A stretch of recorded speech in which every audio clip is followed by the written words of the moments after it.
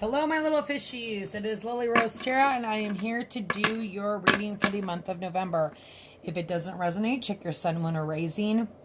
If this does resonate, you can always contact me on my email below at Lily Rose Tarot. Also, I'll be running a special for the month of November, and then take the energies as they come, right? Male, female, doesn't matter. I don't do, in a general reading, I don't do male gender specific, okay? All right, Pisces, looking kind of crazy and beautiful at the same time. We have the relationship still needing work. Tower here to break that relationship down and rebuild it stronger. I feel like when you're in a relationship, that happens a lot, especially with your Two of Cups. You are on a karmic journey.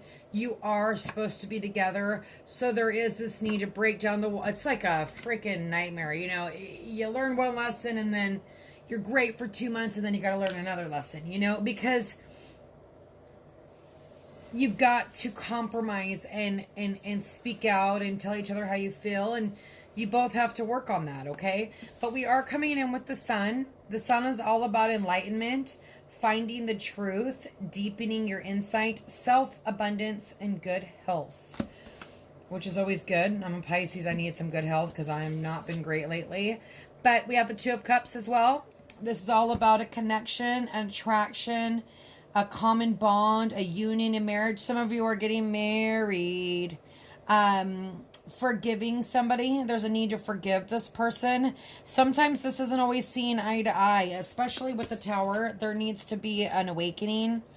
This is a disaster, striking revelations, but it's also a time for a new opportunity, like I said, to rebuild, okay?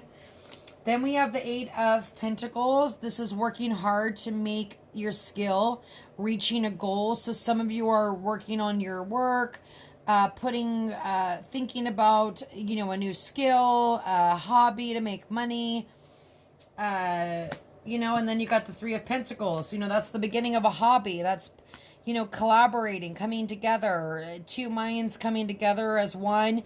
Some of you could be doing this with your partner as well. It's also about like the church, marriage, right?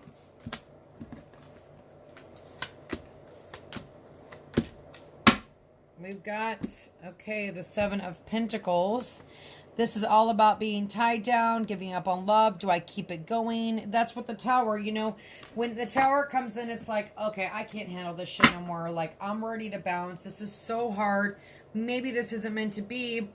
But you've got this Judgment with the Two of Cups, right? Being reborn again, bound to somebody. There is a very strong karmic relationship going through life lessons. If you are single, I do see somebody coming in. I don't know if I don't see them coming in the month of November. I feel like maybe there's this need to focus on your work and get that going. You do have the Eight of Wands. This is making time for sexual pleasures. So like I said, when you're in a relationship, it's like, oh, I want sex all the time. Well, the other person doesn't want that. So you need to compromise because their drive isn't like your drive, or they want to work out all the time and you don't want to work out at all. Well, you got to work out a little bit because that's what makes them happy. So there's a lot of compromise that's got to happen in a relationship, and it's not easy, right? You have the Four of Swords. This is a sexual attraction, sensual pleasure. So it looks like some of you are definitely getting down and working on your intimacy here. But there is a little complacency here, right? We can't get complacent. Once we start getting complacent, we need to go forward, okay? And figure out how to fix that, because that's boring and people start to wander eye, right? So make sure that you're meeting all your partner's needs and, you know, working and communicating. And I'm going to take both of those. Compromise, Pisces, which we do a lot. But depending on the person that we're with, you know, sometimes I know mine doesn't compromise very well. But it's all about coming across the right way, right?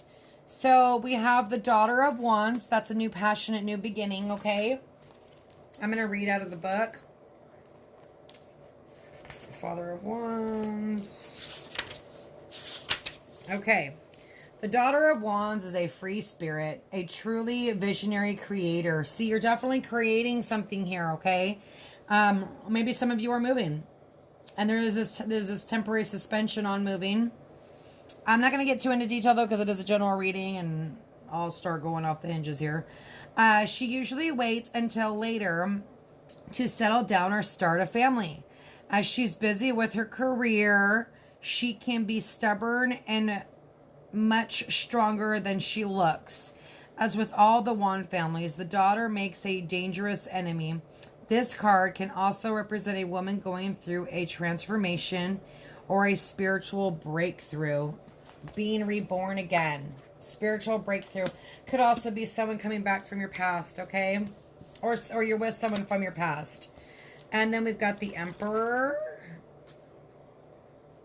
So again, there we go, worrying about yourself. You know, Pisces can be very flighty and like we're all over the place, and we are hard to catch, but we also fall in love really quickly, but we will lead. It just depends on your moon and your raising and all that stuff. But just give me a second. I'm going to find this. Emperor, stability,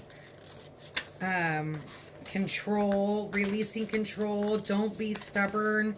Meet the middle ground. Sorry, I'm having a hard time finding this card. Good Lord.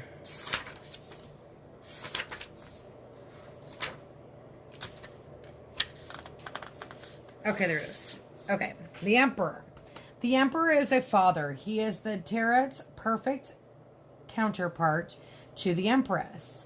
He represents the side of you that is protective, truly, I don't know what that word is. Sorry, I'm such a bad reader. Decisive and truly stable, which is funny because we're so indecisive. So there's this need to be decisive, okay?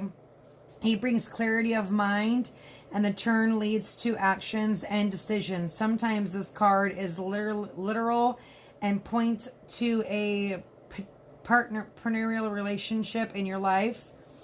At other times, it is to just reconnecting with the part of you that stands strong and tall and know what to do. With help from the sun, you have the sun right there.